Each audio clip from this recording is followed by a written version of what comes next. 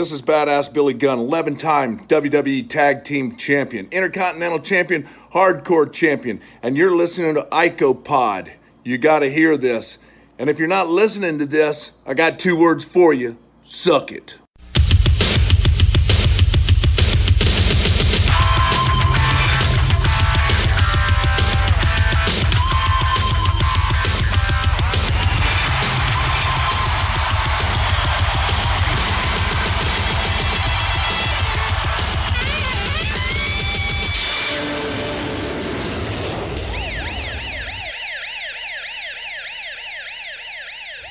And we're back with episode 227 of IcoPod. I am Bob Gallion Jr. and with me as always is Austin Skinner and Dallas Gridley. Fellas, we are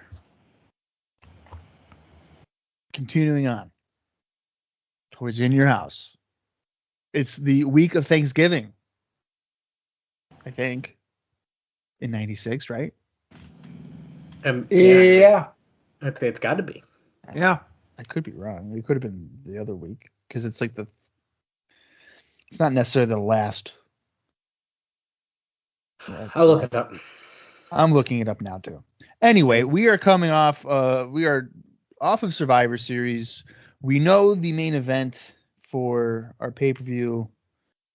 This doesn't even tell me. Okay, it's 3 days after the show. It's the 28th. So it is the week. Okay. Nice. Brett and Sid. We had a Sid promo last week talking about reputation with Brett. We didn't hear from Brett, surprisingly, last week. There was a lot of things we didn't hear from.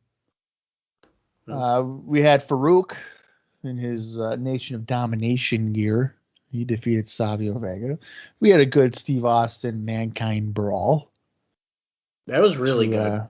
Kick off the show. Apparently, Sparky Plug has joined the New Rockers as he teamed up with Leif Cassidy, losing to LaFon and Furnace. Yeah. That was pretty much it. Kind of a dull episode after a strong start. But we've made it to another week, and judging by the description on Peacock for this episode, it looks like Brett is going to be making an appearance, and it also looks like Rocky Maivia is going to be making his official Raw debut, although he's already appeared twice. Well, no, that's funny that you mentioned the description there, because I just noticed on the November 18th one, it still lists Steve Austin and Vader in a Tough Man match. And listen, I know it was advertised, but the descriptions never follow any sort of rhyme or reason, because usually it'll just kind of tell you what's going on. So I'm surprised it actually has that. So you know what? I'll believe it when I see it. If we see Bret Hart, great. But we'll see. Right. And also Ahmed Johnson following Farouk's victory over Savio Vega. Dude. He made it very clear that Farouk was going to be going down. As he screamed that several times along the way. Yeah, he screamed it and the fucking fans loved it. Dude, going down. And of course, we're arguing over fucking pizza, and it's like, wait, this awesome segment's happening, and it was. And you know what, Bob? I do really appreciate you bringing that stuffed crust DiGiorno rising crust pizza for Double or Nothing. I loved it. My dog even took the crust. But we had a great time. You didn't use your free pizzas, but it's okay, man. And I don't think I'm in the wrong for not using my free pizzas. Yeah, that's fine. And, can you, since Austin's not even listening, we can talk about this. Can you believe that CM Punk is the new AEW World Heavyweight Champion? I can't believe it. It's crazy. I can't believe that Sasha Banks showed up and challenged Britt Baker. Well, via video, because her 90 days, she can't actually show up. And she had and her voice was disguised. Yeah, and she had, red hair instead of blue. Right. Yeah, it was a pretty wild show, and I had tickets to Double or Nothing in the beginning of the pandemic in 2020, and they had really good seats, and then they gave me refunds, and I was going to go, and I was really upset about it. I remember when with the TNA pod that we basically predicted Josh Alexander was going to be Impact World Champion. We did 3 months before he did. You're damn right, because we're smart. Or it's just predictable booking, whatever, It's smart booking, because if they didn't do that, that would have been bullshit. Yeah, no And that's kidding. right. If you guys want to listen to that, that's you can follow us over at Cross the Line TNA on Twitter. To follow the TNA Cross the Line podcast, dude, Impact, brother. Yeah, and if you want to listen to IcoPod, well, you already are. You already are, and we're over on at IcoPod on Facebook and our Twitter page, and we got a Redbubble store. Buy a T-shirt. Leave us a review wherever you listen to your favorite podcast. And did you guys know we are actually on YouTube, but Bob refuses to log in and change the name, so you have to search Bob Cowling Jr. and IcoPod will come up on fucking YouTube. I don't know how any of that works. I must say though, the visual of watching Austin slurp his noodles or whatever. Yeah, you like that? He's just leaning in and go. There he is again. Pure. That kind of reminds me of Sonny's OnlyFans, the way that half his face is missing and slurping on something. Oh. Yeah, except I don't make the quite the pay that she does, unfortunately. Not yet. No, that's a really great point. See, no one does. He's just looking up. Does. Fucking noodles hanging out of his mouth. Love it. Oh boy! All right. Well, I got more news about Mr. Perfect. Okay. So apparently, Kurt Hennig had a talk with the World Wrestling Federation to return as a wrestler with a big money deal before Survivor Series. So apparently it was like, all right, cool, you'll come back. There's no fucking way. There's no way that's happening. Apparently, this is the rumor. No, I don't believe it. There was he had the verbal agreement with WCW. WWF picked up on this and were like, wait a minute, we'll give you a boatload of money to to come back as wrestler. All right, so they had that agreement for a big money deal, WWF. But then he still no-showed the weekend and the pay-per-view. So it looks like he's not coming back to WWF. Wow. But then there's one key element here that is probably preventing him from working anywhere as a wrestler, and it's because of his Lloyd's of London insurance policy. Yeah, no shit. Which he got a large sum of $300,000. And as a result, his interest to return to the ring isn't really there because he's got a large sum. Now, I saw this, and it's similar to Rick Rude. I don't think Rick Rude got $300,000, but he could have. In the short term, $300,000. It's probably a good amount of money. Mm-hmm. But these guys, these wrestlers, probably have a lavish lifestyle. They have big houses, whatever the case is. Right. How long is that $300,000 going to last you? Because as a fucking wrestler, it's one large sum. It's not every year they get $300,000. It's just one-time payment. That's a really great point. So he blows through the $300,000, and then what are you going to do next year? Unless he's smartly investing it, I don't know. Probably not. No, he ain't. I don't think long term is on these guys' mind at the time.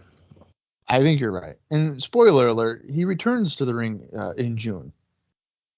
Oh shit! The following year, so that $300,000 definitely doesn't last him too long.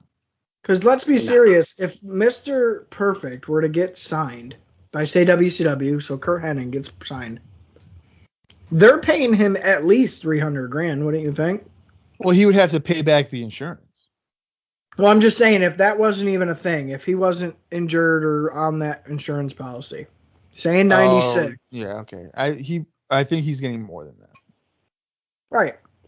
So for him, he's probably thinking, oh, I'll just sit home a year, collect a free $300,000. Right. And then next year, I'll sign with WCW, and they'll pay me even more than that. Yeah, but the insurance is, once you sign that, you can't ever get back in the ring. And then it's insurance fraud. Yeah, but you got to look at it this way. Look at the guys like a Road Warriors who fucking signed it, and then they're allowed to work tag matches because it's not as strenuous on your body. So these guys are, dude, yeah. Huh. There's loopholes. So these guys, you got to think, are all talking, whether they're in the same company or not. trying to get this fucking insurance money. Mick Foley was going to do it. Mick Foley was going to cash in a Lloyd's of London after his feud with Vader in WCW. He didn't get hurt enough to do it. Jesus. Yeah, that's like crazy. when Vader lands on him on the fucking ramp, that he was like waiting to cash in and like, fuck yeah, I'm going to get injured and this will be it for me.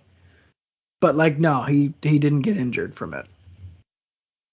So you got to think all these dudes are talking. They're all sharing ways to fucking screw this company and collect the check. So Mr. Perfect is probably thinking very short term, hey, this is free money and I don't have to work. Right. I'm going to do that and then figure it out on the back end. Which is what I think Rick Rude did and all them guys. Well, it's important to note as well, apparently at this time in 96, Lloyd's of London no longer offers insurance to pro wrestlers. Correct. Wow. Okay. So there was a short window of time where wrestlers could get one. Yeah. And then Lloyd's of London was like, wait a minute, we've dished out quite a bit of money to these people in this profession. Yeah. Maybe we shouldn't do that anymore. And so they stopped doing it. Bob, I want to say it's in Mick Foley's first book. Do you remember what I'm talking about when I'm talking about that? It's been a long, that was probably one of the first wrestling books I ever read. Yeah. But no, I don't remember that specifically. I could go and find it. Probably not right now, because it'd probably take me too long to find the moment. No, yeah, I'm pretty sure that's how I'm remembering it, and I'm pretty sure it's correct. That's crazy. That's crazy that a guy that, if you look at the back of that book, it lists all of his injuries, and he couldn't get a Lloyd's of London insurance policy. Right, yeah. When specifically, he was done with WCW and wanted to be done with WCW, but yeah, he was hoping that the Vader. He wanted to be done with them at that point. Yeah, as far as I'm remembering, if I'm remembering correctly, he was looking forward to that spot specifically because he thought for sure he'd be injured enough to the point where he'd be able to cash in on that policy. Maybe when we start this show, I'll try to find that book real quick. Which book is it? It's the very first one.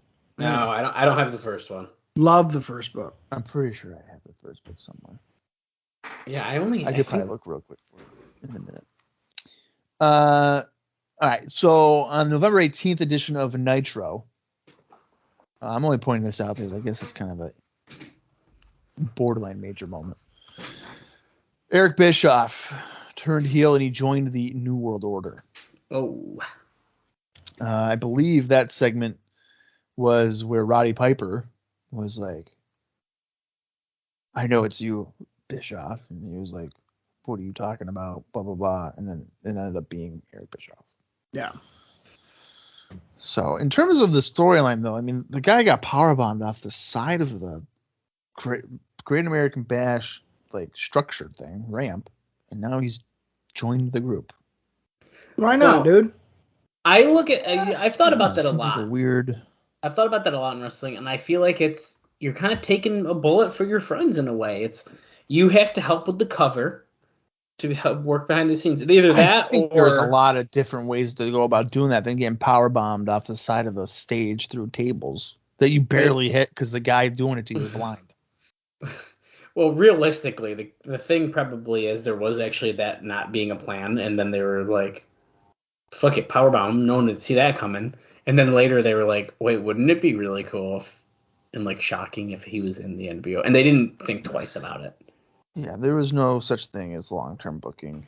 Don't ask Bischoff. He'll say I was not part of the creative team, and I do not know. Well, I guess that's what I was alluding to last week when I was annoyed with directions for Farouk and Ahmed potentially moving forward, because that very thing happens all the fucking time. It's like, oh, Ahmed's going to get beat up, and then at the pay-per-view, like, oh, just kidding, he's with Farouk. You can't beat him, you might as well join him. Yeah. I think it's also interesting to note here, because I didn't finish going over the WCW card during last week's show, which is fine. I'm not going to do it now. But the day before the Raw we're about to watch, World War III took place. So the Nitro coming out is the one right after. We can talk about it during the show. The Nitro that happened. I believe at that World War III, there's a confrontation between Hogan and Piper, where Hogan shows off his like metal hip or whatever, steel hip. So, and I think that World War III is not a bad show, by the way. The card is pretty fun. I see it in Matt Petticord's review of that last week's Nitro. Yeah.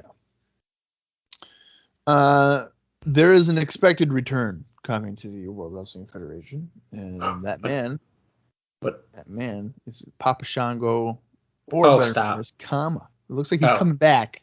Okay, hold on. I thought you literally meant Papa Shango was coming back, and I was like, no, the guy lying. Fuck.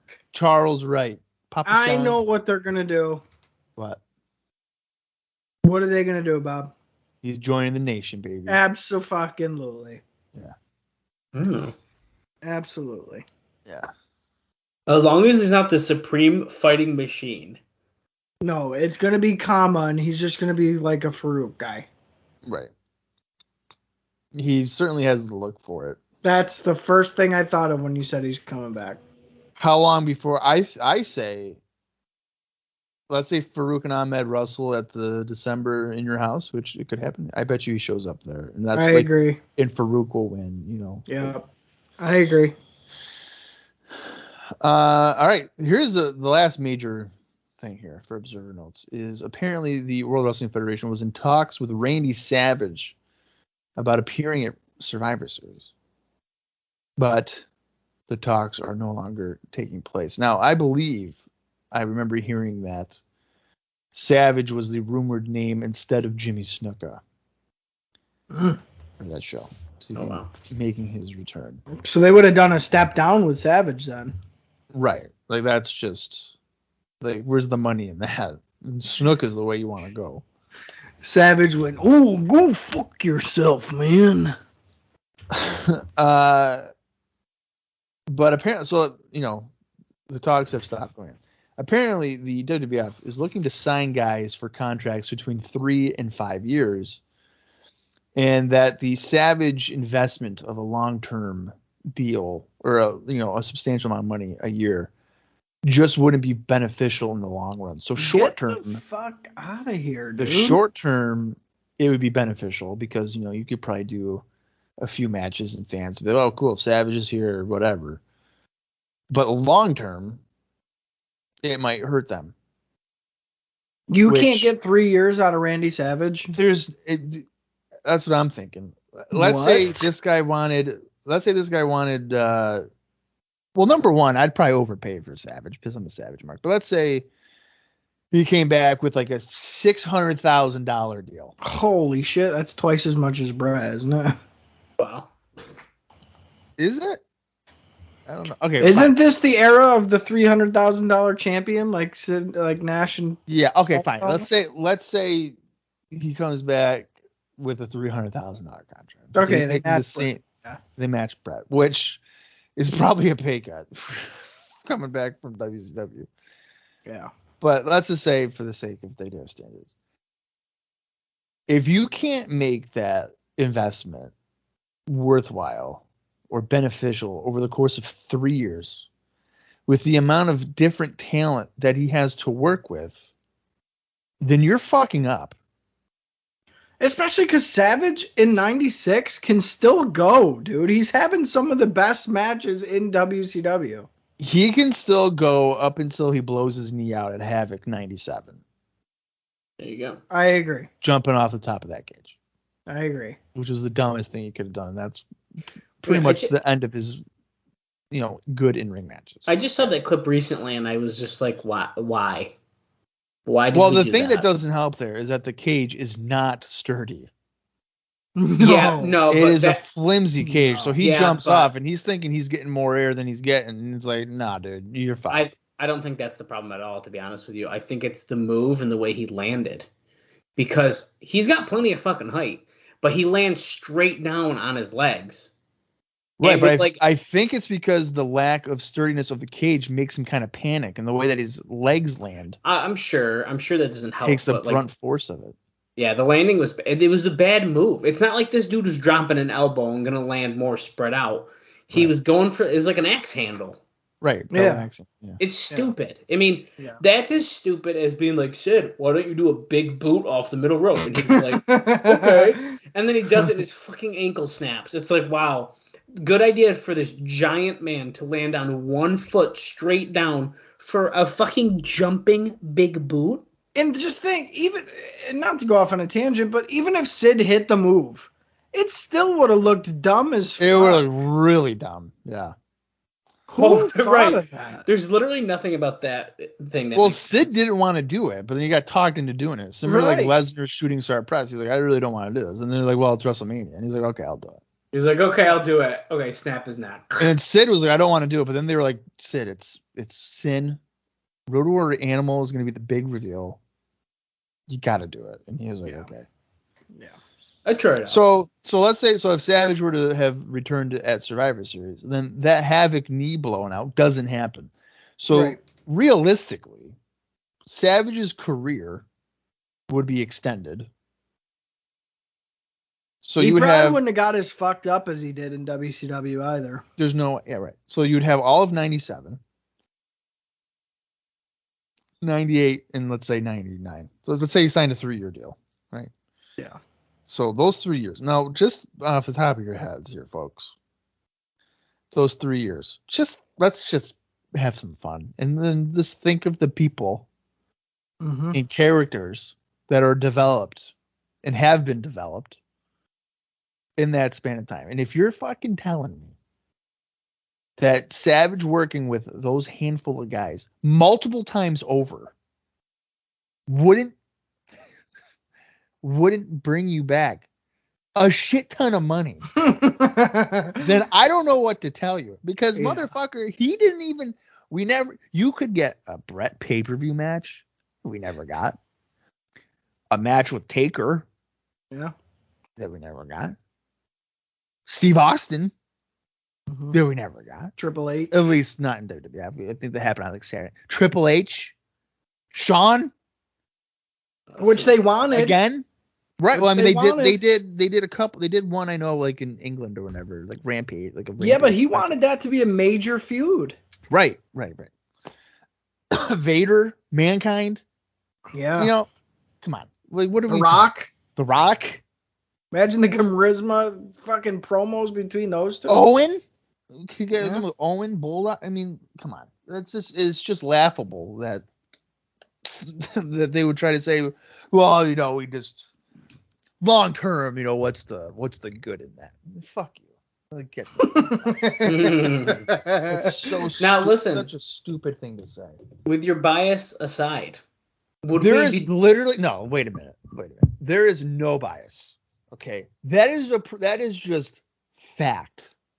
That I just named almost 10 dudes. I know. That you can have pay-per-view matches with. I'm playing, that are all relatively fresh matches. I'm playing, but devil's advocate here. We do keep complaining about legends. I was just gonna say that the only thing that somebody can say Oh. is that your bias is showing, Bob. No, is that listen, Savage is from a bygone era, and it's taking away from some of these newer guys. You guys are really starting to piss me off. Your bias is showing. You complain about legends who cannot work anymore. That's very true. No, I know. I don't think so. Crackhead Jake Roberts ain't working for me. King Kong Bundy, who fucking has sucked since 1987. No. Randy Savage, as fucking Austin just said, has had good matches in recent memory in 96. Okay. And if you look ahead in 97, has more classic matches. I agree. Yeah. But in 96, as the day of, I'm going to say this show that we're about to watch, Randy Savage is 44. Last week, our buddy Austin Skinner said, anyone over the age of 40, fuck you, do not want you on my show. How old is AJ Styles? I'm not disagreeing with you. I didn't Yeah, say but it. today is way different, dude. Today's different. It's way different. And like Bob said, much to Bob's point, it's because the people who are over the age of 40 that we've been getting I know. are fucking garbage. Bob Backlund. He tricked me in 93. Dude. He sucks. fucking trash. Right.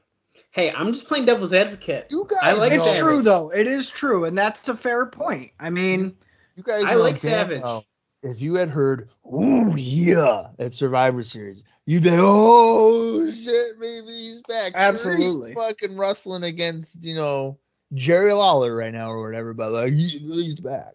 if it's my wallet, I am hiring Randy Savage. I'm signing that 3-year deal 100%. 1,000,000%. Its I don't star care. power alone is worth it. Yep. Credibility in the business. I Potential for fresh matchups from a guy who's been in the business a long time. You don't get that a lot. I'm wondering if there was a level of hesitancy because of the disaster with the Warrior. Ooh. That may have played a part. I'm not saying that Randy Savage was a complete psychopath like Ultimate Warrior, but I could see how they're There's like, potential. Wait. Warrior fucked us over. Savage didn't necessarily leave on the greatest of terms because we tried to make him a commentator, and that blew up in our face. It Yep. could have been a whole. I got one more thing for you that's gonna blow your mind, and I'm just adding to this fire here. Jake Roberts is 41. Wow. Get out of here. So Savage is older than Jake Roberts is as of the show we're watching Wow. I would have never guessed that.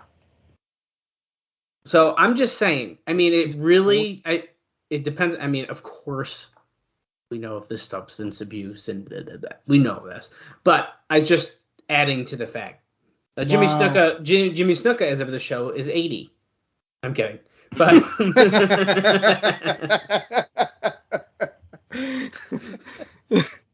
Jimmy Snuka. He's a grandfather. well, here for funsies, Jimmy Snuka's 53. Wow. In 96, he's 53. Yeah. Holy shit. So that is definitely past the part we want to be watching. Yeah. But look, I think it's safe. I hope it's safe to say this, that Jimmy Snuka was just to get the pop because we're in the garden. Yeah. Sure. Yeah. Well, and the thing too is like I feel like I think before Dallas you came out, we had seen Snuka even on like Raw. Mm-hmm. So Oh, okay. it's not like we hadn't seen him for 5 years or something. He's been mentioned Right. since the beginning of Raw started. So I don't know, and I don't really necessarily think that his Snuka's return even really got that big of a pop. No. Because I believe that he's kind of wrestled at the Garden several times anyway. Right. Just not obviously televised. Yeah. Let's go to our house show notes here. There was one in Montreal on November 22nd. The attendance is 6,018. There is a note here that says that Shawn Michaels and The Undertaker versus Goldust and Mankind was originally advertised for the show, and that appears to be changed. Damn. As we will have seen Okay. the results for this. So, it featured the Godwins defeating Leif Cassidy, who was a substitute for Davey Boy Smith, and WWF Tag Team Champion Owen Hart when Henry hit the slap drop on Owen. Barry Windham defeated Bob Holly. Farouk defeated Aldo Montoya. The Undertaker pinned Vader. The Sultan defeated Carl LeDuc. Rocky Maivia pinned Goldust. The WWF World Champion Psycho Sid pinned Steve Austin, who was a substitute for Vader. Wow. Billy Gunn pinned Bart Gunn. Mark Merrow defeated the WWF Intercontinental Champion Hunter Hearst Helmsley by disqualification. And in the main event, Shawn Michaels defeated Mankind. Oh, okay. It's pretty different. Yeah, I would say it is quite different. I think I'm going to go to it. I think I'm going to go, but I don't think I'm going to get really expensive tickets. No. I think these are. No, I'd check it out too. I think I'm getting a nosebleed, like a cheap ticket, $15 ticket. Why not? Yeah. The good old The days. first few matches are like kind of weird, but Yeah, but there's enough shit in there to There- get you there's by a- for your money. yeah, a Shawn Mankind main event, and there's an actual finish to it. That could be fun. Right. Of course, you don't know there's a finish until you go, but whatever. Right. All right. Well, that's the notes leading into the show. It is now time to head over to Season 4, Episode 46 of Monday Night Raw, November 25th, 1996. Get your turkey out, folks, because we're about to fall asleep. Oh. Most likely. It's a fair point, actually. The runtime for this is 45 minutes, 44 seconds. I'm going to count down from 3, and when I say play, that's when you're going to hit the play button on Peacock, or if it's in your own personal collection, that works as well. So here we go. 3, 2, 1, play. Bob, I have a request. Yeah. I think we need to be bringing back the ratings. We haven't been talking ratings at all. Well, we don't want to talk about ratings as Bret Hart's coming out because the WWF loses. I sort of thought that's maybe why we weren't. And I get that it gets old. But, I mean, literally, it's like not even close. What can you do, I guess? But yeah, Bret Hart immediately coming out looking like he's ready for action. He is a little chubby in the belly. He looked like it in that pose. I don't know if but is he actually? Let me see. Should he have a jersey on instead of tights? Let's see. Right, jean shorts and a jersey, maybe. All right, so Dallas, for instance, what are you most interested? Like, what time frame here are you interested in these ratings? Oh, I just want to, like, as we're going, it was like, what was last week's show? Like, I missed when we did. So how about this? Okay, we'll say. Holy shit. Okay, so let's say, there was like 2 weeks after SummerSlam where Raw was preempted. Yeah. Okay. So I'll just give you guys a general idea here. So it was August 26th and September 2nd that those preemptions were. And Nitro on the 26th got a 4.2, and on September 2nd got a 4.3. Holy shit, are we about to get a Bret versus Owen? It's looking like it, man. Looks it. I don't even think that was ever advertised. No, it was not. Okay, so for instance, just to give you a rough idea, I'm gonna list a few of these ratings. Oh my god. Okay, so September 9th. The first rating I will read is Nitro's, followed by Raw, so I don't have to continually repeat myself. So September 9th, 3.7 to a 2.4. September 16th, 3.7 to a 2.1. September 23rd, 3.4 to a 2. Oh. September 30th, 3.3 to a 2.3. October 7th, 3.5, 2.1. October 14th, 3.3, 1.8. October 21st, which I believe is the return of Bret for the in-ring promo. I think this is after Buried Alive. So this is important to note. 3.2 to 2.6. So that's a pretty big jump up for Bret. The next week, October 20th, 3.6 to a 2. 11/4, 3.4, 2.3. November 11th, 3.7 to 2.5.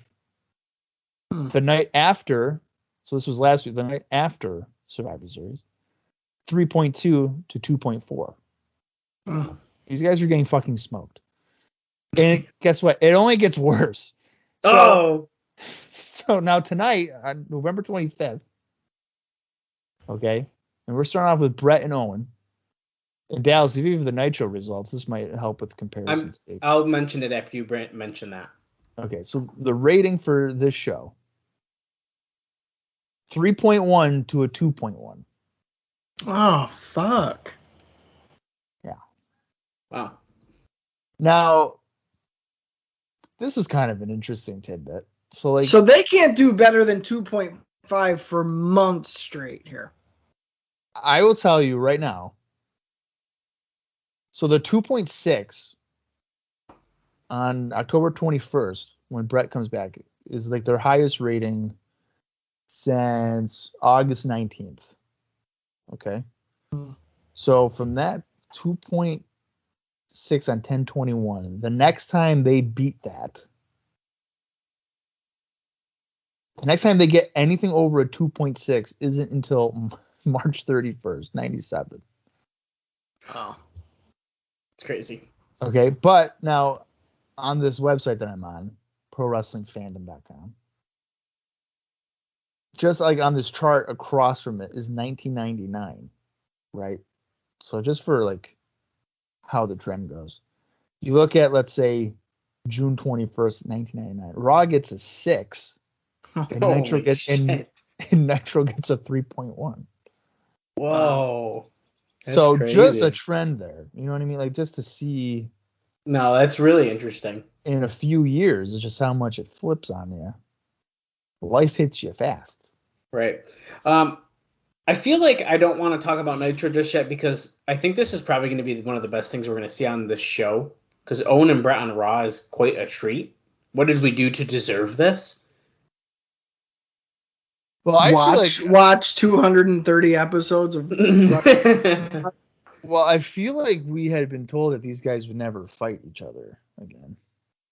Really? Back in '95, right? It was like the last encounter. Probably. You know what? You might be onto something with that. Slapping each other. I'm surprised this is on the taped one. I feel like this would be something you would do on the live Raw. I'm surprised the crowd doesn't give a fuck. Well, it is a lot of arm bars, and as we know, Bob was falling asleep during the Iron Man match because of similar situations. So. Well, when you got a fucking hour of a wrist lock, how much can you take of that? And you got to think, this is later than the other episode already. And who knows if they did other dark matches or whatever. So the crowd's probably already a little cranky. Well, and it's not like they haven't seen probably 50 Bret versus Owen matches at this point. And Owen only ever won like one of them. Dude, I'd still be down, so fuck you both. I'm not saying I wouldn't be down, but it's kind of a played out thing. Is that Billy Silverman as the referee? I thought he was a WCW guy. It is Billy Silverman. Huh. Bulldog looking in intently backstage on a TV monitor. 1, 2. Bret can't beat him with a roll-up. Who do you guys think Rocky Maivia is going to be fighting tonight? Aldo Montoya. Wait, he's a babyface too. I'm going to say the Brooklyn Brawler. Leaf Cassidy. Ooh. Leaf Cassidy. I was going to say him, but we just saw him. I'm going to say the plumber guy. I can't think of his name. TL Hopper. TL Hopper. The plumber guy. What about FJF? Wait, Maybe. I got a good one. Razor Ramon. The original Scott Hall. That'd be a huge match. Wait, okay, real talk, real quick though. Are we done with them? No. After Survivor? Oh, fuck. Damn it. I'm pretty sure. I don't have this confirmed. Don't tell me we're going deep in 97 with them. No, we're not. No. But I will tell you that I am almost certain that they get a tag team title shot on pay-per-view. Oh! I am pretty sure. I really hope that's a joke. Come on. I'm pretty sure. I'm pretty sure they do. I think you can count their 1997 appearances on one hand. Yeah. I mean, they're not there by Mania 13. No way. Yeah, they're gone by then. As Owens putting a camel clutch on the Hitman. Or as Steve Owens Austin making Bret look like a jabron, dude. Give up, Bret. You're a loser. Owens like, I'm a champion. You're a loser. He's right. And if I was Bret, I'd comment back and say, you got pinned by Phil LaFon. It's Survivor Series, you loser. You're a loser. Did they drop Jim Ross like managing Razor and Diesel or what? Because I feel like that hasn't been really mentioned. Yeah, it like suplex like by Owen. 1, 2. Yeah, kick out. If they're smart, they dropped it.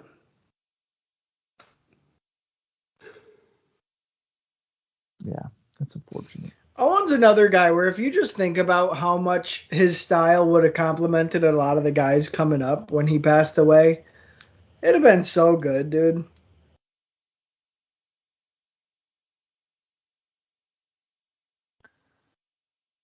Yeah. Did you say Billy Gunn versus Wildman Mark Miro? That might be all right.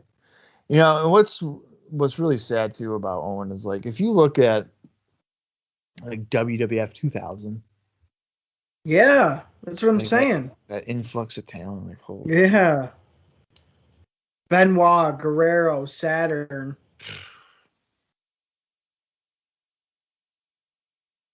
It'd be insane. A main event Rock. Hmm.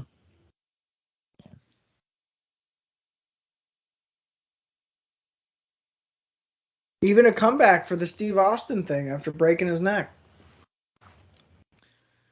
Yeah, I mean, but you know, another thing too is like if he, let's say he jumped ship to WCW,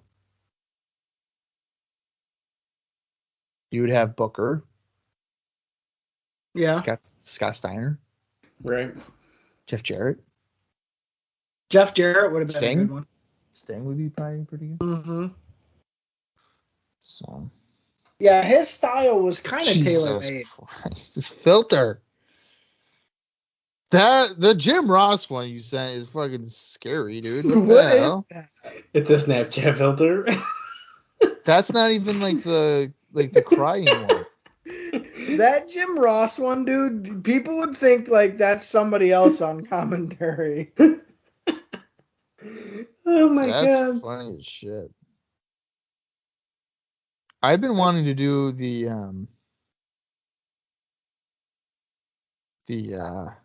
crying filter on like Dude. Sid. Dude, okay, I'll see what I can do. Doesn't it have to be a video? No. No. That shit's funny as fuck. The problem is like Bret already looks like he's crying, so the crying one's not working very good on him. Bret Hart looks like he's crying. Look at that sunset flip. Bret rolls through. Oh my god. Who's Oh my coming god. out? Oh shit, Steve Oh, Austin hell in the chair. yeah. Oh Oh, wow. he whacked Bret over the back. He ain't forget. Oh, yeah. Notice Nobody we pins haven't me. heard anything about Brian Pillman in a long time. Well, I mean, he's got like a broken leg, so. I know, but he fostered this feud. They're gonna Pillmanize him right now. Look, Owen's helping him. He's like, yeah, do it. Well, he's not even putting it on there right, is he? I have to sit at the Thanksgiving dinner table with this fucker in 3 days. Break his leg. What's Bulldog? Bulldog's saying no. What? The fuck is this? What? Bulldog's turning babyface? All right, break Bulldog's leg then. Wait, they're the tag champs. Look, Owen was gonna do he's with the He champ. wants to do it, but Bulldog's saying no. Why is Bulldog saying no? This is bullshit. The way Bulldog that keeps pushing Owen. I don't Okay. want them to break up yet. Wait a minute. This is funny because if you saw it, Bulldog was like, you know, Owen was talking to him, and it looked like Owen was like, but I want to break his ankle. Yeah. Like Look, a Steve kid, Austin's. like, oh, Oh no! no, he just hit Bulldog over the back. Oh no, what's Owen gonna do? Chucked it at him. That's his partner, dude. Yeah, now he's pissed. Like, Steve, why'd you do that? Let's break both their legs. Austin's done his damage. Time to go. Interesting. I kind of like that. Me too. It puts Owen in a precarious position. Yeah, well, he fucking whacks Bret with a chair, and then he fucking destroys Bulldog, and Owen doesn't even punch him or nothing. He's just like, what are you doing? So I've noticed a trend here. We start the show with this absolute chaos. Now, do we continue the trend where there's chaos and then it just fizzles out? Like, is this their attempt to keep viewers in here? Like, oh shit, something's going on, and then we're gonna get fucking TL Hopper against. I have a feeling. Well, if you notice, it keeps being with Steve Austin, too, because they know he's the one people want to see. Oh, yeah. Oh, yeah. Holy shit. Dude, He the laid him out with the chair and then chucked the chair at Bulldog after he was already The chucking down. it part gets me. Oh, god damn it. Is this 1993? What a whirlwind. So we go from that hot open to the Executioner and Mankind. And it looks like it's going to be just Executioner wrestling. Executioner in full regalia with the fucking scythe axe thing included. Unreal. So bad.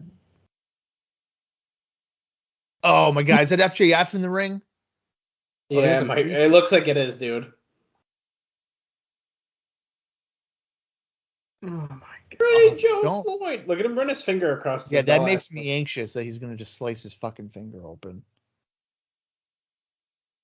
This guy's such a fucking jabron. Who is it again, Bob? Terry Gordy. Terry Gordy.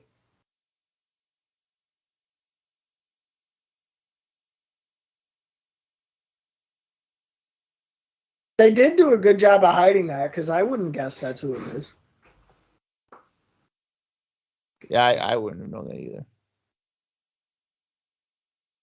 Come on, FJF. Don't get beat up by a guy in a hood. Why is every generic masked wrestler the executioner? That's a It's good either point, that- 'cause we did have a tag team called the Executioners. You're either an executioner or you're a patriot. That's true. Or like an assassin.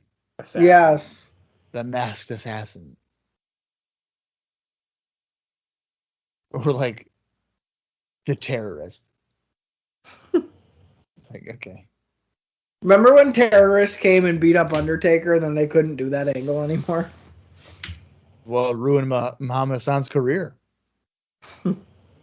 Which was horrible. He was a top heel, and then they did that, and then UPN was like, nope. Or because there's like something happened in France, right? Yeah, there was like a bombing or something. Yeah. So like, no, you can't do that anymore. So they killed off the character like that weekend at Great American Bash. And now he's a principal in Fulton. Or whatever. He's a principal somewhere. We just got a picture-in-picture with Doc Hendricks. What was he bullshitting about? I really couldn't hear it. It was like something about someone coming back or something. He's going to talk to him. I maybe he's going to talk to Steve Austin. Maybe that's what they're kind of talking about. I had a little bit of trouble hearing him. Yeah, this would be a good match where you could tell us the results for Nitro. You're damn right it is, Bob. Thank you. Okay, so as we mentioned before, we were just coming out of World War III. So Matt Petticord over on WrestlingRecaps.com. Great wrestling source. Yeah, it's great. Or his own website, pdrwrestling.net. Oh, I didn't know he had his own website.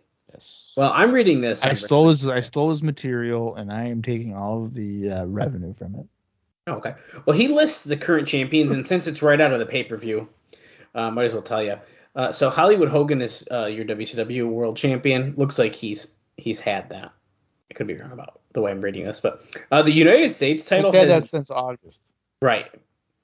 The fact you know that is very sad. But Hog Wild, baby. Eat the Giant. Fuck you. The U.S. title has been vacated because Flair had it. He was hurt. Because the Giant stole the belt and Flair was stripped because he couldn't defend it. So they are actually starting a U.S. title tournament on Nitro. Oh, okay. The Outsiders are your tag champs. Lord Steven Regal is your TV champ. And your Cruiserweight champion is Dean Malenko as the Executioner essentially kills FJF. You just choked him out. Yeah. How is that even legal? It's a choke. Exactly. In the opening contest, Lex Luger took on Arn Anderson. This was a first-round U.S. title tournament match. And it looks like Luger won that. Oh, wait. Nope. They got a double count out, both men out of the tournament. That's stupid. That's pretty sad. Then they had, it looks like an NWO segment. DDP fought Disco Inferno, not a tournament match. Yeah. Diamond Cutter. 2 minutes, 14 seconds. Bang, DDP, bang. Bang. Steven Regal and Tony Pena. It looks like we got the Regal stretch to get the win. And yes, Billy Gunn, Mark Merrow up next here on Raw. Billy Gunn looking like Kevin Costner or something. Dude, what a weird... Oh my God, look at this. Sean does not look like he wants to be sitting next to Jose Lothario. That way, it's American badass Shawn Michaels. Holy shit. He's like, I don't want to be here. Vince, I'm here. Hi. Dude, he looks That wicked couch nice. too is interesting choice. Okay. No one cares about Jose. So Conan and Eddie Guerrero fought in a first round match. This is in the second hour now. Eddie won that one. I'm checking. Yes, I know he did. Eddie won. Then Rick Steiner took on Big Bubba. Rick Steiner won that one. No. What? Bubba won. No, he did not. Yep. Rick throws Bubba around for a while until Sting comes out, and Scorpion Death drops him and gives Bubba the win. Boba Fett. Rey Mysterio Jr. against Psychosis. Oh, Ray won Rage. that. Oh, sure.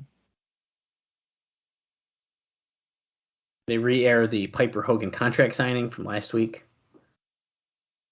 That took 15 minutes, apparently. Oh, my God. Jeff Jarrett and Alex Wright. Jarrett won with the figure four, it looks like. Harlem Heat took on the Faces of Fear. This looks like it's the main event. And the New World Order came out, and there was a DQ. Go off the air with the NWO standing tall, including Marcus Bagwell. So he must be. Is this when he must either join or he gets teasing it or something? I don't know. I don't know.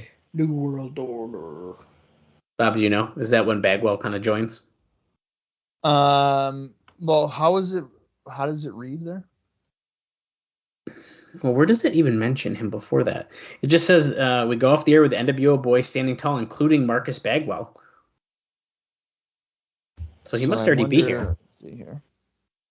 Yeah, November 25th, he joined the NWO. Okay, so he turning does on his join. partner, Scotty Riggs.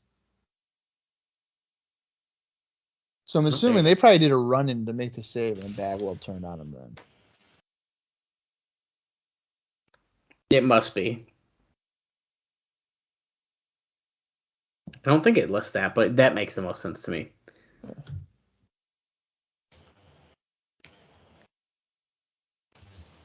This is so awkward.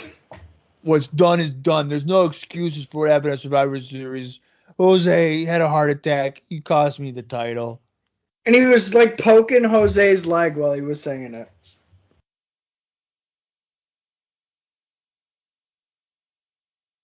Yeah, see, Jerry Lawler's even saying that Jose's an old fossil and cost him the title. Well, why would Jose get on the apron? That's his first fault. Yeah, he kind of asked for it.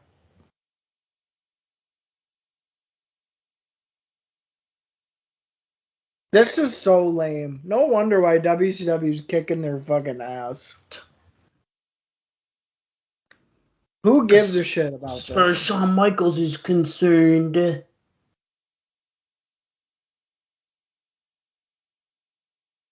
Shawn looks like such a jabron with that bandana. Yeah, this is not a good look. No. He's kind of giving me like Wild Hogs vibe, like John Travolta trying to be a biker. Yes. Yeah, trying to be cool, but like it's not cool.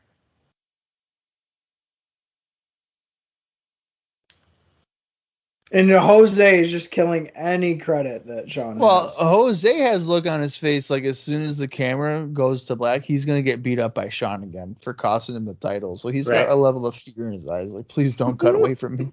He kind of just made a weird comment like, Bret, I don't care where I face you next, but I want Sid. So he's basically hinted at the fact that we're going to get Bret Shawn again soon, but he wants Sid first. Right. Of course. Of course he does. Well, the plan, I think, was Shawn and Bret at 13 again. I think that's why Bret agreed to drop the belt in the first place, wasn't it? He'd get his comeback at the next WrestleMania. Yeah. I like that. It's like they get to agree to it as if Vince couldn't be like, nah, that's what you're doing.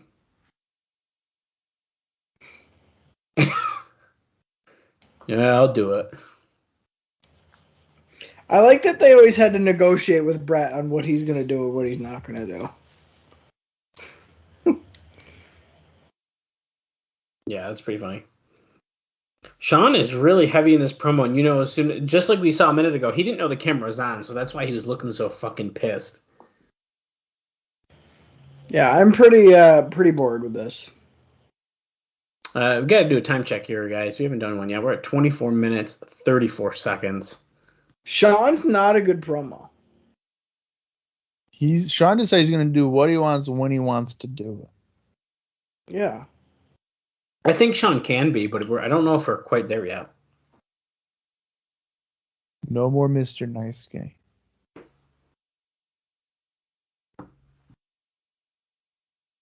He's mad, dude.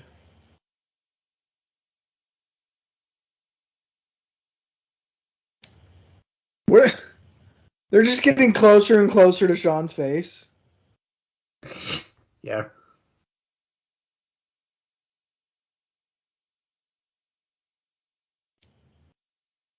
My God. So, by the sounds of it, whoever wins between Bret and Sid in your house will then will defend against Shawn Michaels at Royal Rumble, which is taking place in San Antonio, Texas. Long-term booking. Oh, there's Rocky Maivia. What in the world? What a weird picture-in-picture. And here comes Sonny next. Yeah, they both get kicked off the screen, and then it's Sonny. Here you go.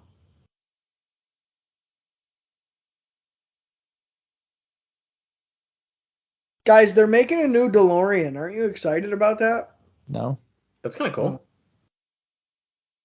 Just me? All right, I'll fuck off. I think it's cool. It's cool that Sonny's not wearing a bra on Raw.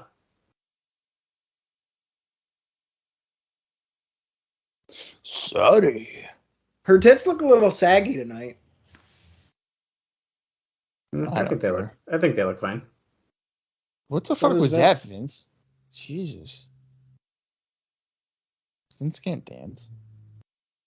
I know you want me. You know what my favorite Vince clip is? What's that?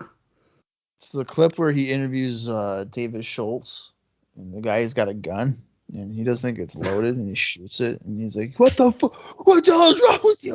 And then David Schultz like points the gun at him, and then Vince is immediately like, "Hey, we're cool. Hey, no problem." So he turns into this angry guy, and then as soon as there's a threat, I don't think I've seen that. You've never seen it? I think I've seen that. Yeah. I don't think I've seen it. Oh, it's great because he's like, "What is wrong with you? You stupid?" And then David Schultz is like, "I don't know, am I?" And he points the fucking shotgun at Vince, and it's like, "Hey, no, wait, whoa, we're cool. Hey, we're cool. That's cool. Cool down." Semifinals of the Karate Fighters, Sable against Sonny. Oh fuck, we should have known that was coming. Who's gonna win? I say that Sable's gonna win. I like Tiger Ninja, so I'm voting for her. It's funny. It was just, I think it was last week on the major pod. They just talked in I think Brian Myers bought Karate Fighters. Oh, he did? Yeah. Come on, Sable.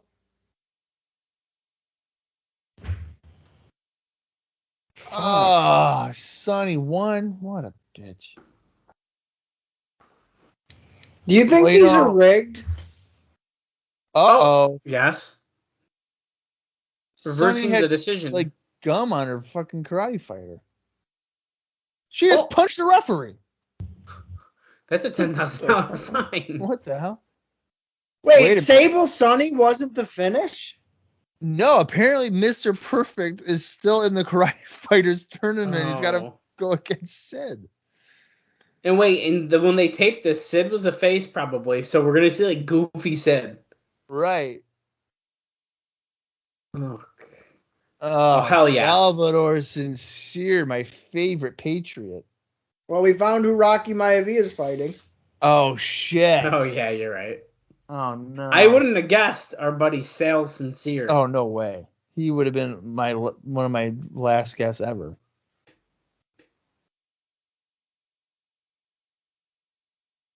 I know you want me.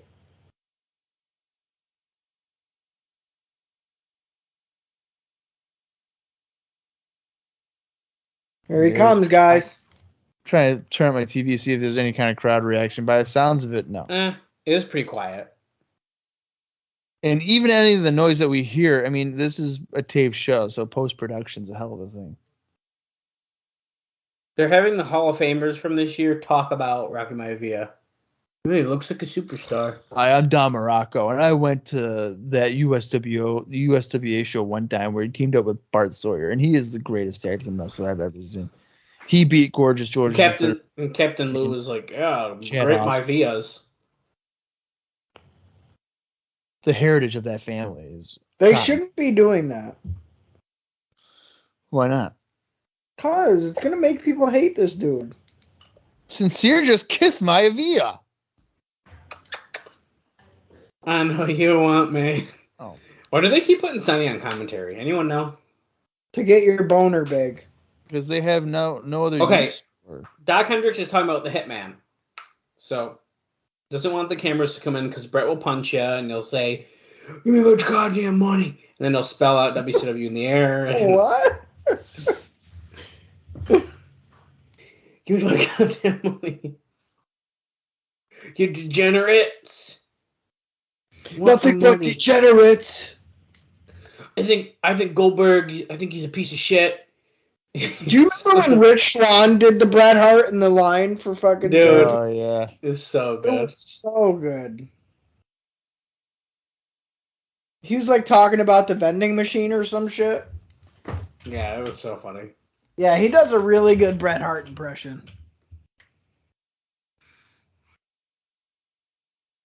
Yeah, Sonny's like, I'm really impressed. I'm really pleased. He's one young, impressive individual. She's drooling over Mr. Maivia. God. Oh, he's one good-looking guy.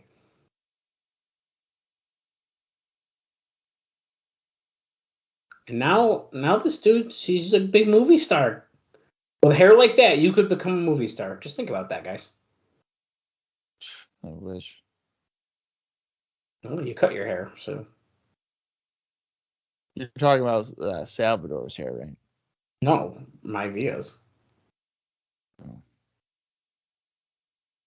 Go get him, Tom Brady. Look at that baseball slide type drop kick right to Maivia's face. Who does this guy think he is? A knockoff Little Guido with this whole Mamma Mia thing? Vince says Maivia's first appearance on Raw, which is actually false. It's his first match on Raw. Right. He's appeared, twice? Right, yes.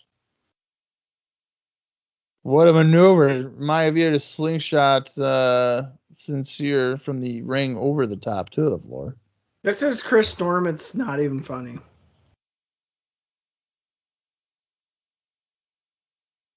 Come on, Maivia. You got to follow up here. No, dude, he's got to wait. Look at this picture that Marty Jannetty posted. So And now look what's behind him. Oh. The barbershop window. Oh, no, man. You know what that means. Yeah, he must be afraid. He tried jumping out of it. Because that's what happened with Sean. But look, this is what he writes on it. How long have we known each other? I mean, from social media or in person. And do we have any stories to tell? Normally, those of y'all I meet in person, we end up having a great memory and story to tell. Here. What happened was nothing.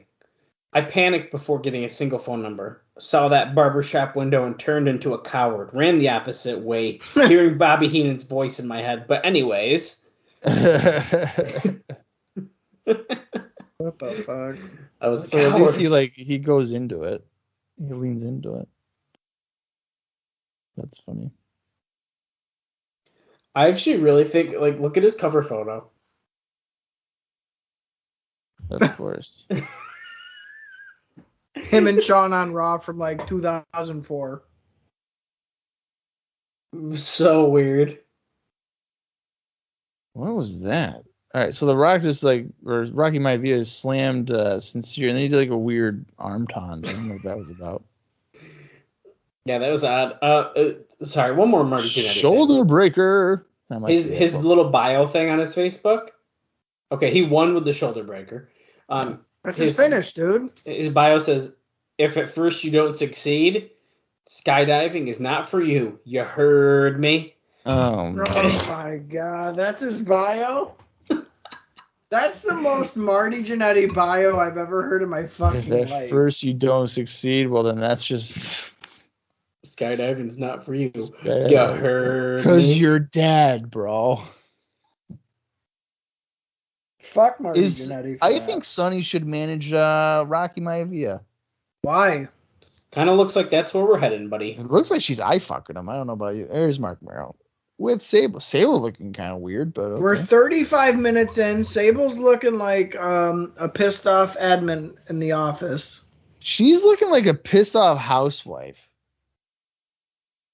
I think that's because she's actually indeed a pissed off housewife. Probably. I've been loving the Lord more than my wife. Jesus. Time to get wild. Whose headphones is he ripping off? Lawler?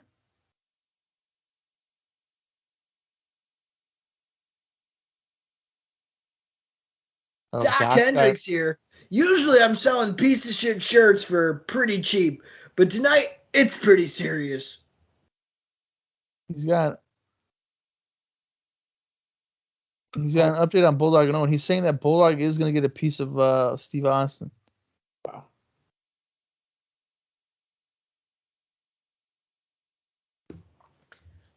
What did he do to the guns on Superstars? This is important information. Speaking of the guns, here comes Billy Gunn, and he's got all black on. So he's still a cowboy. With like a suit jacket cowboy. Well, and now he's got like a denim top on. Oh, Mero doesn't even get an entrance. Okay. Holy shit. If Billy Gunn wins this match,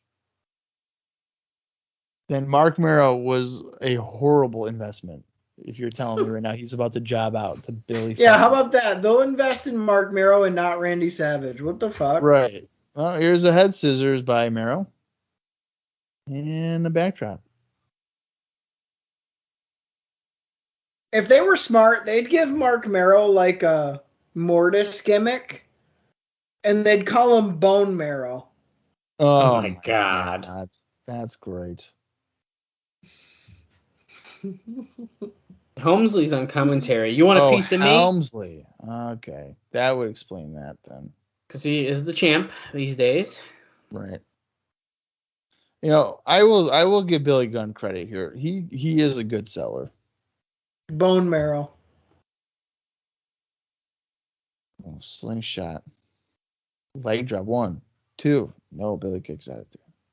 Do you really think Billy's about to win this bullshit? If I didn't realize Helmsley was on commentary, so if he does win, it's going to be because Helmsley hits Mero with the belt or something. Right. I don't think he's about to beat him clean. If Helmsley wasn't there and Mero still came out without an entrance and Billy got an entrance, I'd be a little concerned. Right. We are 37 minutes, 50 seconds into the show. Out of a 45-minute, 45-second show. So this is the main event then. Unless we hear from Bret, we might hear from like Bret right at the end or something like that. I could see, but I thought he got him on like the springboard moves there, but Billy kicks out at 2.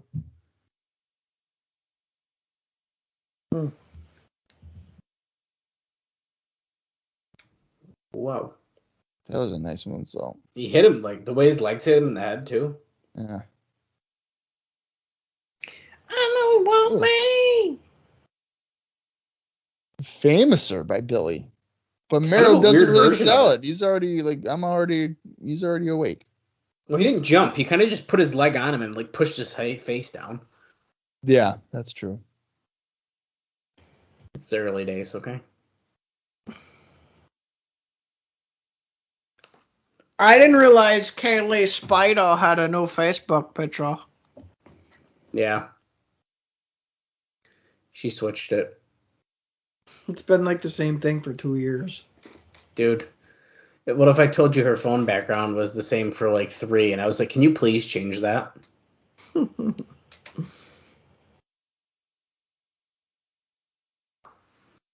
Oh, you're past a year on yours. I know. So Let's look at judgmental. Bob's. Bob literally has one photo, I think. What? My Oh, picture's with Bob's holding his son in that photo. I my forgot. nephew. Thank you very much. I like the sleep. Bob switches to the sleeping profile every couple of months. He's like, nah, this is the one. This is perfect. I changed it to how I feel. Oh. What if you just took like a fresh profile pic Why? that wasn't recycled? Nah, dude. Put it to you and Brett. That's a recycled picture. Yeah, but it's like Brett, so it's all right. I'm not a mark. Not. Ooh, Billy Gunn's going to be on Livewire this Saturday. How excited are you guys? Oh, I'm so pumped. So He said as he yawned. Mid yawn. Can't wait. What could you possibly talk to Billy Gunn about on a Saturday morning at 10 a.m.? That's why it's probably very worth tuning into, because what the fuck is Billy Gunn going to talk about for a half hour? Bart, all Bart ever did was hold me down. They're going to like keep calling in about Stone Cold and trying to tie it to fucking Billy Gunn, but they can't. I would call in and be like, "Hi, is this Chris Jericho?" And he'd be like, "No, this is Billy Gunn." And I'd hang up and I'd call again, be like, "Hi, is this Alex Wright?" "No, this is Billy Gunn." And I'd be like, "Is this Diamond Dallas Page?" And he'd be like, "No, it's fucking not. Okay, it's me, Billy Gunn." I like how pissed off JR would get when they call in about other guys from the other companies. Like, now we're talking about future stars on this show, folks. Future stars. Yeah, because they'd be like, "Do you think Randy Savage would ever come back?" And he'd be like, "Well, can he go back in time and be 8 years younger?" "I don't think so." Next call. Yeah, dude. Jesus Christ. He like bullshits it. Yeah. Such a nice guy. We are not paleontologists here in the WWF. We are not looking for dinosaurs. Next call, please. Yeah. Which is funny because like 6 years later when Hulk Hogan comes back, he's like, "It's the Hulkster, Hulkamania." That's the shit that kills me with them. Is like they'll be like, it's like blood. It's all blood and guts, and then the next week it's like, okay, this dude's gushing blood on your TV show. Yeah.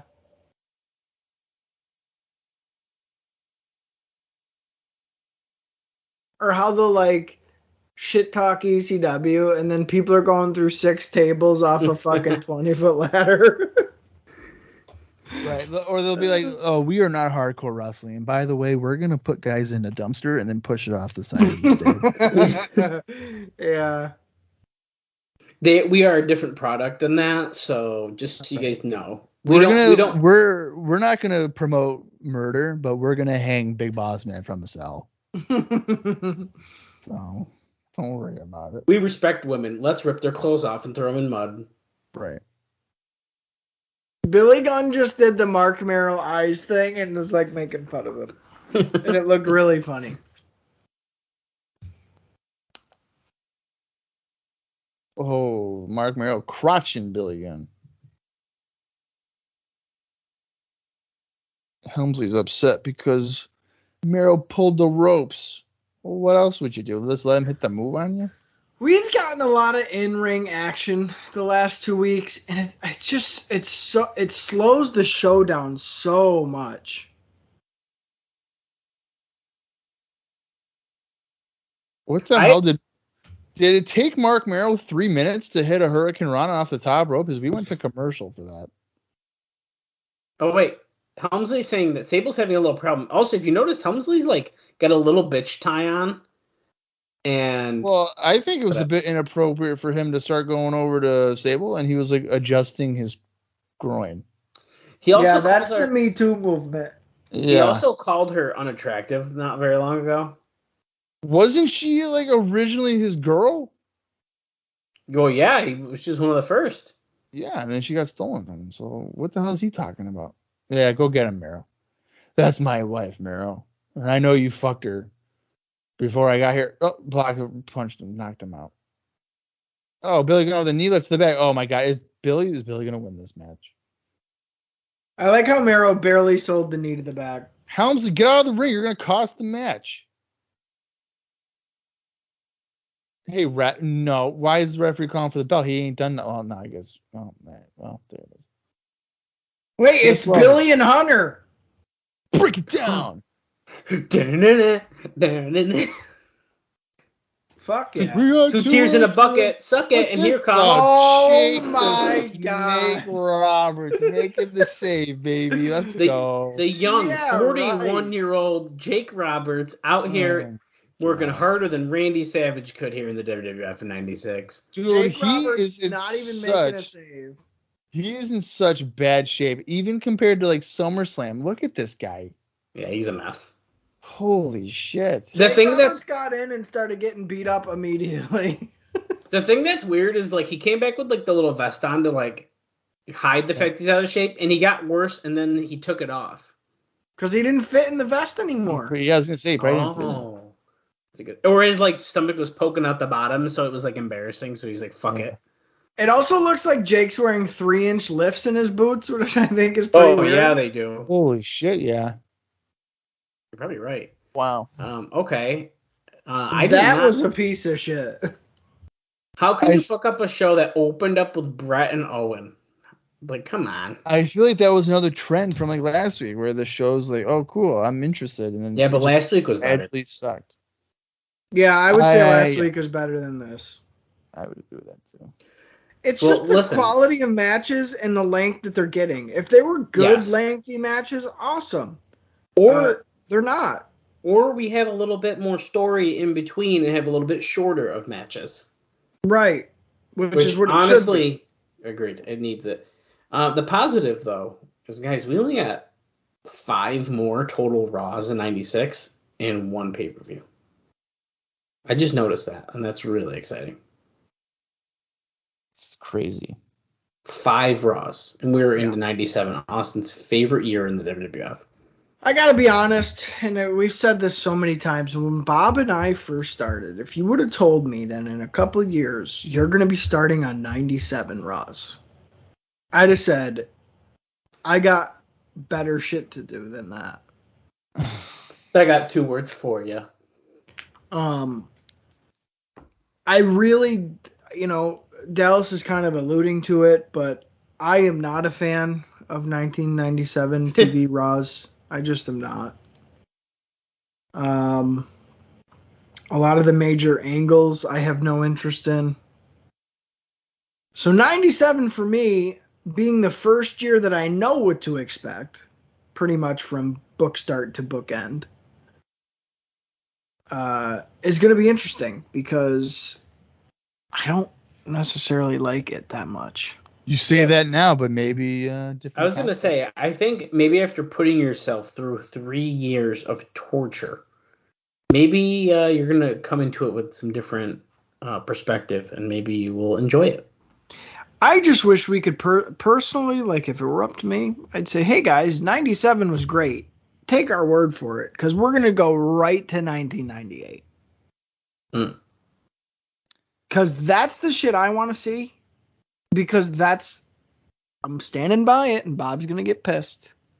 But 1998 in professional wrestling is my favorite year. Period. ECW, WCW, WWF.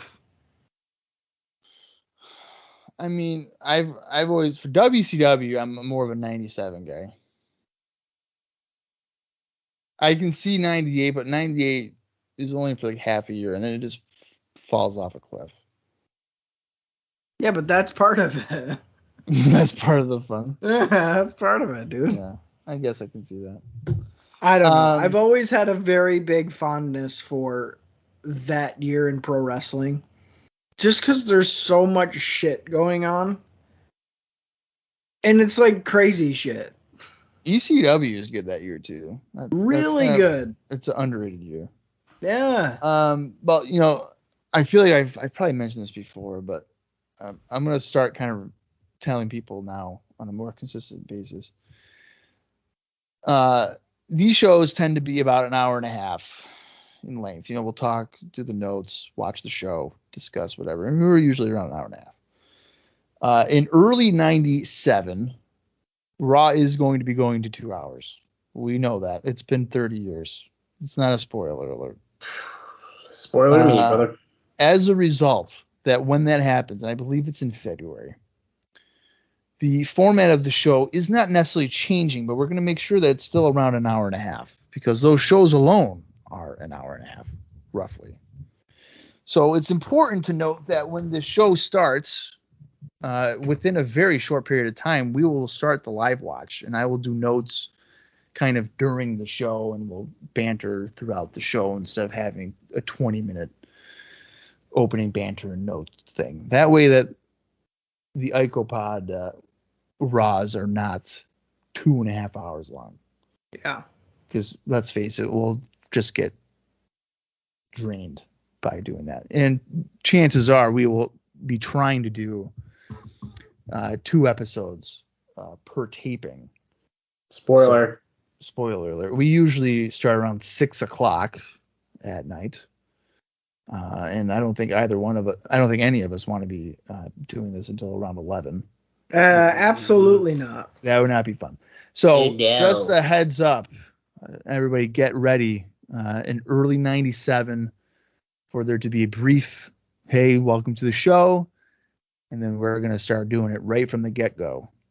So if you are someone that likes to watch along with us on Peacock or whatever, make sure you have that shit ready to go early on.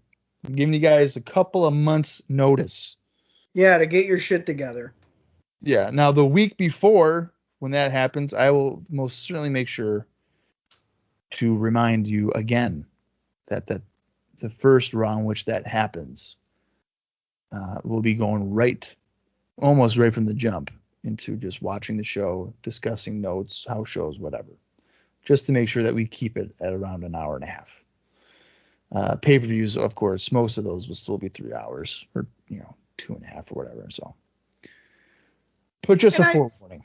Yeah, and I feel like for the listeners too, I mean, there's enough podcasts out there that go 3.5, 4 hours sometimes. It's like, no, first of all, nobody listens that long, and if they do, they regret it.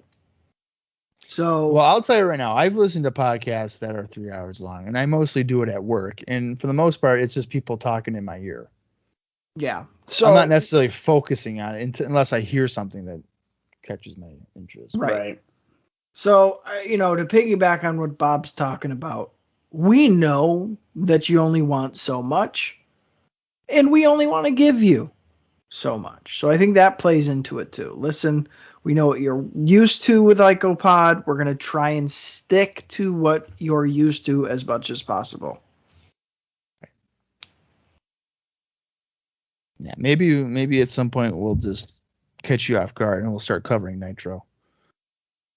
Just switch unannounced, just like Farouk did. It's Nitro now. Right. Yeah. One day, and we'll play it off like we've been covering Nitro the entire time.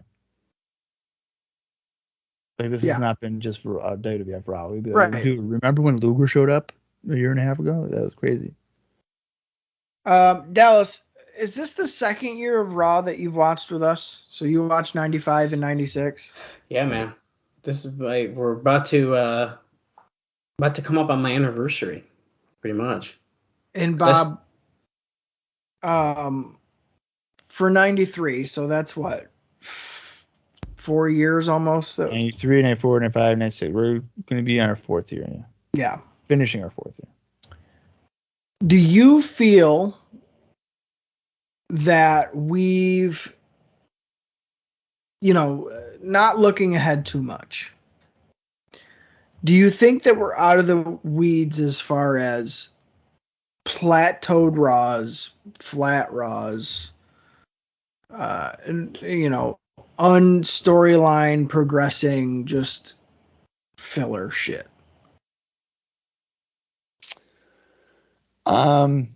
Because think, if we're going to 2 hours, right, that's a lot more Raw that you need to fill in.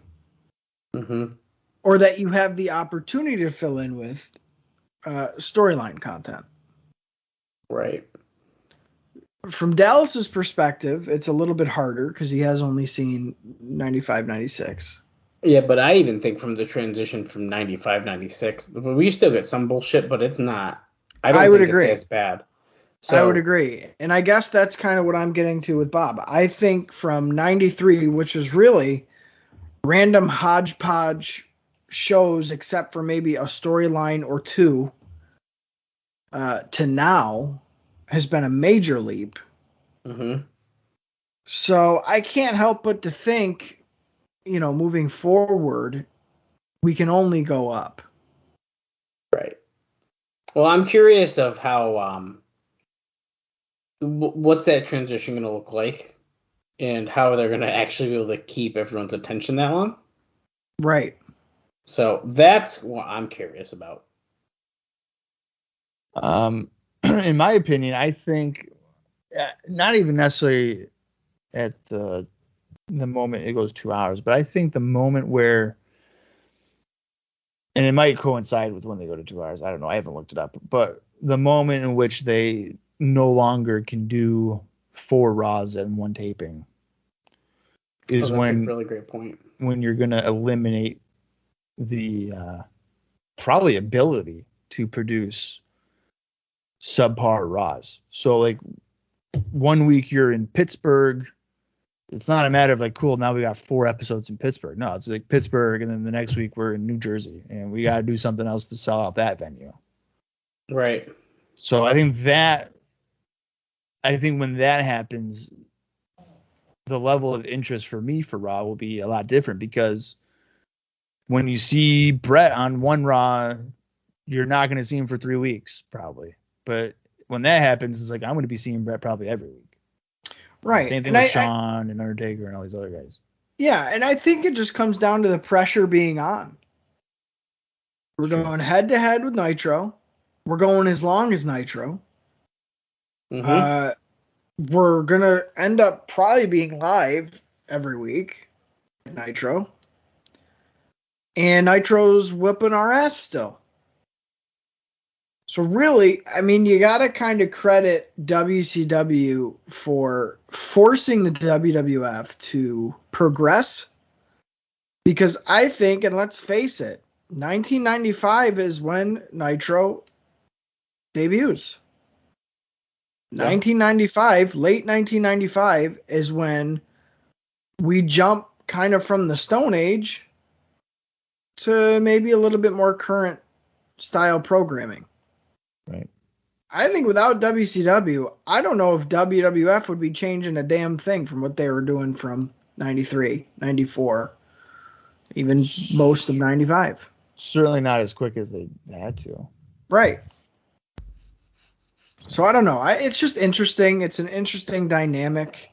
The changes have come gradually, but at the same time, year to year, pretty drastically. So it's weird to imagine where we'll be at a year from now in the podcast as far as timeline. Because I feel like 96 flew by, and I have a big feeling that it's because the programming was just more enjoyable. So I don't know. Yeah, I think that, I don't know. See, I don't know. I don't know if I would say the program was more enjoyable, but I think there's just more interesting characters. Well, that certainly helped. And I think that the rise of Steve Austin contributes to that quite a bit. Oh, it's put a rocket ship on the year and really just blasted it forward. There's no doubt about that. Yeah. I think Mankind's another one of them guys who's really helped. Sure. And I think Bret coming back has helped a lot. Yeah, that's been another. We needed Bret back. Yeah.